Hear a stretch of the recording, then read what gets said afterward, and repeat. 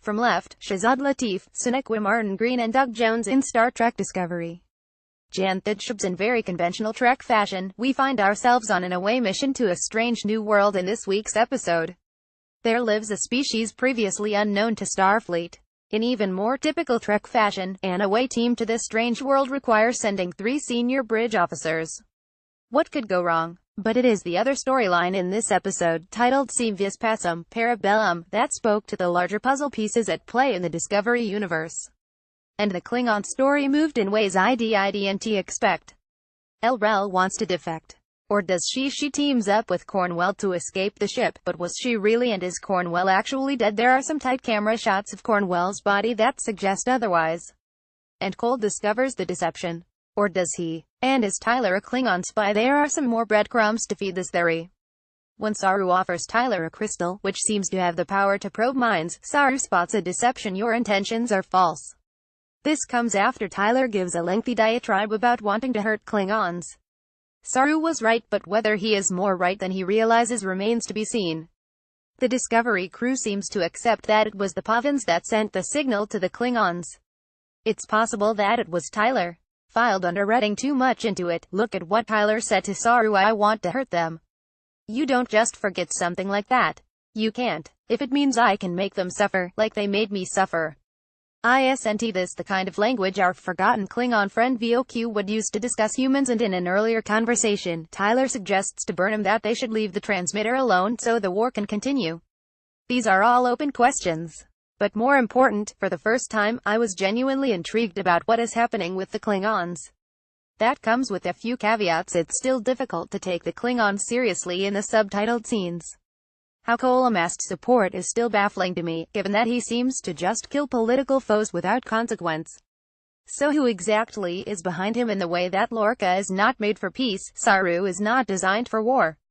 Even though the Pavans essentially brainwashed him, Saris' discomfort with conflict, and by extension, with Burnham, was always there, buried by his professionalism. Burnham, Tyler and Saru are on a why can't we all just get along planet, and it's perhaps appropriate that Saru finds himself most at home here. As an individual episode that folded an ambitious exploration of the unknown into a larger serialized story, this recalled the best of Star Trek Deep Space Nine, and it's not a coincidence that the episode's best scenes feature Doug Jones as Saru. His physical prowess is a terrifying contrast to the mild-mannered, cerebral personality we've already seen. Seeing Saru charge through the forest at hyperspeed and assault his fellow crew members was terrifying. What worked? 1. Rel and Cornwell worked together. MHFS Rel and Jane Brooks Admiral Cornwell were an engaging team. It helped that we didn't need subtitles to follow Rel's dialogue. A question, though: why does Starfleet seem unconcerned with Cornwell's abduction? She's an admiral, for crying out loud. Point 2. The visuals. It's a cop-out at this point to wax poetic about this show's visuals. But it is worth mentioning again that the cinematography is top-notch. The colors on Pavo are especially bright, to visually convey a place of harmony and to provide stark contrast to the dark aesthetics of the Discovery and Klingon ships. This type of planetary expanse has previously only been seen in the high-budget Star Trek movie universe, not in any of the TV shows. What didn't work? 1. Grumpy Stammy's rudeness continues to feel forced. Anthony Rapp works really hard to portray someone whose personality defaults to being perpetually irritated. Yet, Rapp just seems like too nice of a guy. His scenes feel labored. Neither the writers or Rapp, at this point, know who Stamets is. I'm also not sure I buy his premise that telling the medical staff he is suffering from being the main force, being the Discovery spore drive, would get him shipped off somewhere else for tests. This is the only ship that uses this technology. Why wouldn't he be examined here? Did you catch that? 1. Pavo's aesthetic reminded me of the opening scene of Star Trek Into Darkness. Star Trek Into Darkness opening scene HD video by Movie Clips HD2.